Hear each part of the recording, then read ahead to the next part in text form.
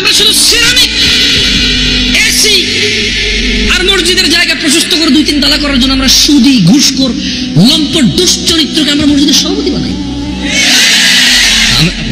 What else? If this is not, what else? যদি মসজিদ দোতলা করার উদ্দেশ্য না থাকতো আপনার, শুধু জুমায় 1 ওয়াক্ত নামাজ যারা পড়ে ওদেরকে আপনি জায়গা দিবেন, এদেরকে যদি আপনি 2-3 তালা করে দেওয়ার উদ্দেশ্য না থাকে, why he is the president of your masjid? Why is the leader of your masjid? Why? সে আপনার মসজিদের নেতা কেন? Why? Who is he? He don't even know how to read Surah Al-Fatiha.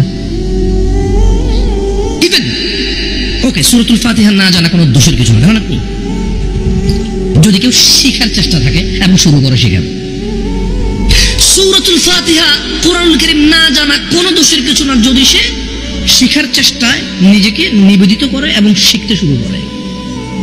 না জানা দোষ না তাহলে, কিন্তু সে তো 10 বছর সভাপতি, তার দাদা সভাপতি ছিল, তার বাপ সভাপতি, এখন সে নিজে সভাপতি, তার বাবাও পড়তে পারতো না, তার দাদাও পড়তে পারতো না, সে নিজেও পড়তে পারে না, কিন্তু সেই সভাপতি। এখানে মানে ভিন্ন, সরি আমি ভুল রেখে চলে গেছি, যে জায়গাতে সে সভাপতি, রাইট? আরে মোতোয়াল্লি হয় না, জায়গা দিয়েছে মোতোয়াল্লি হয়, সরকারে লিখাতে তারা তাদের বংশধর এটা পরিচালনা করবে। ঠেকায় পড়ে দেশে মসজিদ চালায় সভাপতিরা, জানেন?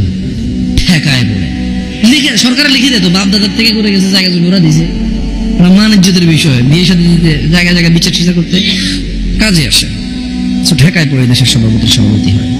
অথচ তিনি সাল্লাল্লাহু আলাইহি ওয়াসাল্লাম বলেছেন যে ওয়ালাইসা শাইউন ইউকাররিবুকুম ইলান নার ইল্লা ক্বাদ নাহাইতুকুম আনহু, ও আমার উম্মতরা, এমন কোনো বিষয় নেই যা তোমাদের জাহান্নামে নিয়ে যাবে, অথচ আমি মুহাম্মদ তোমাদেরকে কি করিনি? আমি তোমাদেরকে নিষেধ করিনি। এমন একটা বিষয়বস্তু নেই, আমি তোমাদেরকে সবকিছু নিষেধ করেছি।